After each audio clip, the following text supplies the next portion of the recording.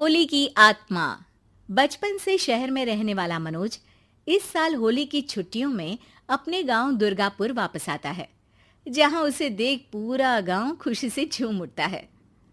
जब गया था तब इतना सा था और अब देखो कितना बड़ा हो गया है। हाँ सरपंच जी, जब मैं गया था तब आप भी बहुत जवान थे और अब देखो कितने बूढ़े हो गए हैं आप। चलो चलो बढ़िया है। बच्चा घर वापस आ गया। इसी खुशी में आज रात पार्टी होगी। क्या बात है, गांव में भी पार्टियां होने लगी।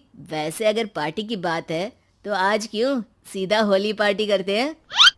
होली पार्टी की बात सुन चहल पहल में अचानक सन्नाटा छा जाता है, जिसे देख मनोज को कुछ अजीब लगता है, लेकिन तभी सरपंच बात पलट देता है। अब बहुत देर हो गई, चलो सब अपने घर चलो, पार्टी के बारे में कल सोचेंगे। मनोज भी मम्मी पापा के साथ घर आ जाता है, पर होली पार्टी और उस पर पूरे गांव की खामोशी वाली बात अभी तक उसके जहन से निकलती नहीं। पापा, होली पार्टी की बात पर सब चुप क्यों हो गए थे? अरे होगी उनकी कोई अपनी बात। मुझे गांव की पंचायत ही थोड़ी पता है। थक गया हूँ, चलो सो जाते हैं, कल बात करते हैं।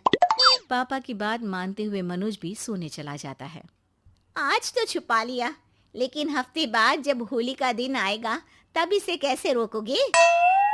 अगली सुबह सूरज के साथ ही मनोज भी गांव घूमने निकल जाता है, जिस पर रास्ते में उसे अपनी ही उम्र के कुछ लड़के भी मिलते हैं, जिनसे दोस्ती कर अब वो उनके साथ घूमने लगता है। इसी तरह कुछ दिन बीत जाते हैं और होली नजदीक आने लगती है।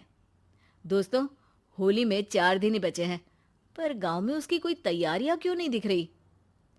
क्योंकि यहाँ होली नहीं मनाई जाती। अरे पर ऐसा क्यों? वो राजा भूषण। अरे तुम 4 दिन के लिए आए हो, क्या इतना सोच रहे हो? चलो कुछ खाने चलते हैं। इसी के साथ एक बार फिर होली की बात को टलते हुए देख मनोज को शक होने लगता है। वो घर पहुंचते ही इंटरनेट पर अपने गांव और राजा भूषण के बारे में जानकारी निकालने लगता है। क्या? मुझे आज तक ये नहीं पता था। ऐसा कैसे? किसी ने मुझे कुछ बताया क्यों नहीं? सारी जानकारी लेने के बाद मनोज गांव वालों या अपने मम्मी पापा से कुछ पूछे बिना खुद ही उसकी सच्चाई के बारे में छानबीन करने लगता है, जिसके चलते वो राजा भूषण की हवेली में पहुंचता है। वाह, क्या हवेली है यार। पर क्या यहाँ सच में कोई भूत है? हेलो भूत जी, कोई है क्या? हम इस साल गांव में होली सेलिब्रेट कर रहे हैं, क्या आप उस पर थोड़ा इंटरव्यू देंगे? मनोज के ऐसा बोलते ही गांव में तूफान उठ जाता है और हवेली में रखी सारी चीजें हिलने लगती है। एक अदृश्य शक्ति मनोज को धक्का देकर हवेली से बाहर निकाल दरवाजा बंद कर लेती है। ये सब देख मनोज हैरान रह जाता है। क्या अभी मुझे हवा ने धक्का देकर बाहर निकाल दिया? मेरे होते हुए इस गांव में कभी होली नहीं मन सकती, इसलिए दोबारा ऐसी कोशिश भी मत करना, अंजाम बुरा होगा। आवाज सुन मनोज हैरानी से इधर उधर देखने लगता है, पर उसे कोई दिखाई नहीं देता। वो गांव वापस आ जाता है, जहां तूफान की वजह से सब कुछ तहस महस हो चुका होता है। आखिर ये तूफान आया कैसे? ना ऐसा कोई मौसम था और ना ही हमने होली का त्योहार मनाने की बात की थी। सरपंच की बात पर कोई रिएक्शन दिए बिना मनोज चुपचाप अपने घर चला जाता है। इस तरह देखते ही देखते होली का दिन भी आ जाता है और मनोज रंग लेकर गांव में निकल जाता है, लेकिन गांव पूरी तरह खाली होता है। अरे त्योहार का दिन है, धूमधाम की जगह मातम क्यों मनाया हुआ है? मनोज की आवाज सुन सब अपने घर की खिड़कियां खोल के घर के अंदर से ही उसे वापस जाने के लिए कहने लगते हैं, पर वो किसी की नहीं सुनता।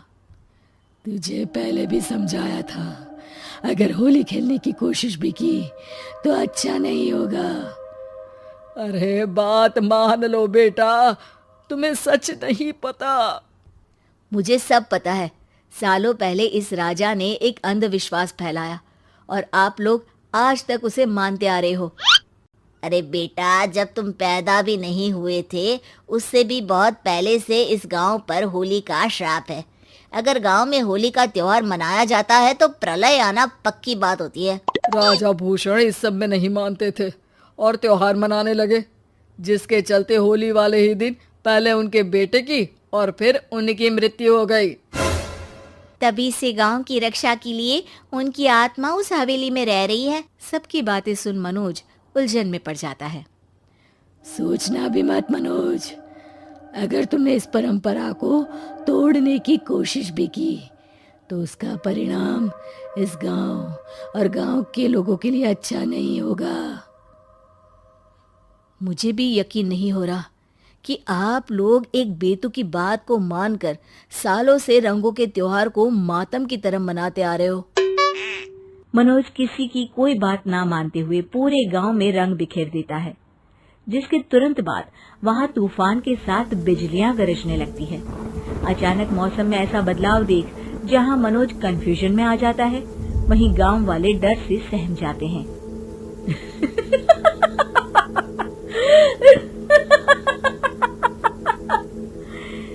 इस लड़के ने हमारे जैसे सिर्फ अपने स्वार्थ के लिए नहीं बल्कि पूरे गांव की खुशियों के लिए यहाँ होली मनाई है, जिस वजह से अब इस गांव पर होली का श्राप टूटता है।